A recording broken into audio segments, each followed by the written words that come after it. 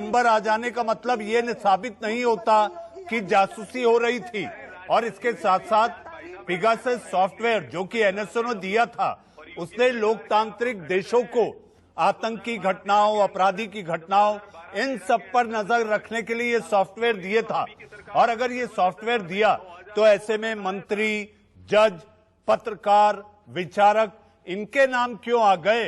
अगर ये संदिग्धों की सूची में हैं तो देश कैसे सुरक्षित रहेगा, खुशबू जी?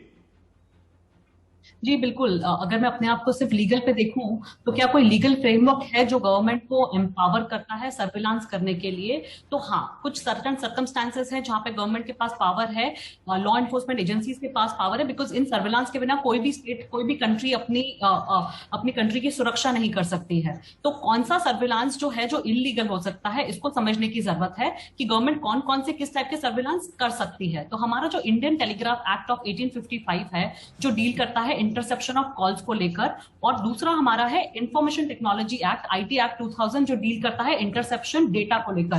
तो दो है, एक फोन और एक डेटा को लेकर इंटरसेप्शन।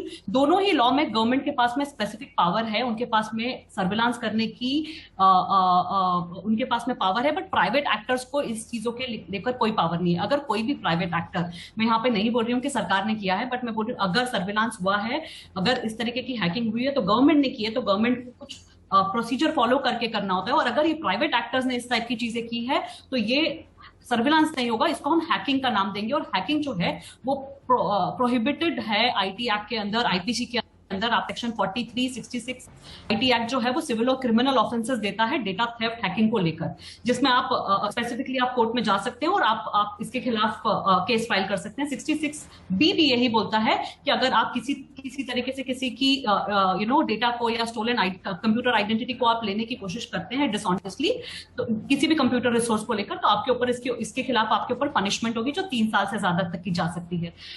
यहाँ पर जब आप दूसरी जो स्कैंडल जिसकी आप बात कर रहे हैं कि पेगासस को लेकर, अगर हम मैं रिस्ट्रिक्ट रहूं कि ये सर्विलांस इलीगल था नहीं था, और इसको अगर लेकर गवर्नमेंट ने किया तो कैसे किया और कितने हम सुरक्षित थे, तो हम पिछले बेसिस पे जाते हैं कि किस तरीके से कौन से तरीके में सर्विलांस हो सकता है, लीगल सर्विलांस। तो वो हो सकता है जब सॉवरेनिटी या इंटीग्रिटी ऑफ इंडिया जो है वो चली जाएगी। ये दोनों है, आपका इंडियन टेलीग्राफ एक्ट और आपका information technology act 69 section 5 of Indian telegraph act. Security हमारे स्टेट की, डिफेंस हमारे स्टेट का, पब्लिक ऑर्डर को लेकर, या फिर किसी भी commission of any kind of offence को लेकर, या फिर अगर हम 69 की बात करें आईटी एक्ट की, तो इन्वेस्टिगेशन किसी ऑफेंस को लेकर, इन स्पेसिफिक पोर्शन में ही किया जा सकता है ना। अभी तीसरी चीज यहां पर आती है कि अगर आप इस टाइप का सर्विलांस कर रहे हैं तो आपके ऊपर किस तरीके की आपको क्या मेंटेन करना होगा, बिकॉज कोर्ट ने भी बहुत बार इस चीज को लेकर इशू उठाए हैं कि जो सेक्शन 5 है ये बहुत इलीगली यूज हो जाता है, बिकॉज इसके प्रोसीजर में बहुत सारी एम्बिग्विटी है।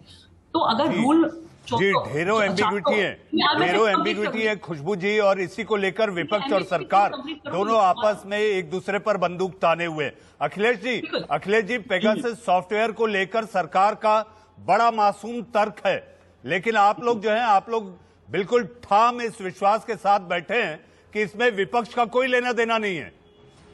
जब विपक्ष है क्या, जब विपक्ष ने लिया था क्या उस सॉफ्टवेयर को, उस कंपनी ने तो साफ साफ कहा कि सिर्फ हम एक सक्षम सरकार को ही देते हैं।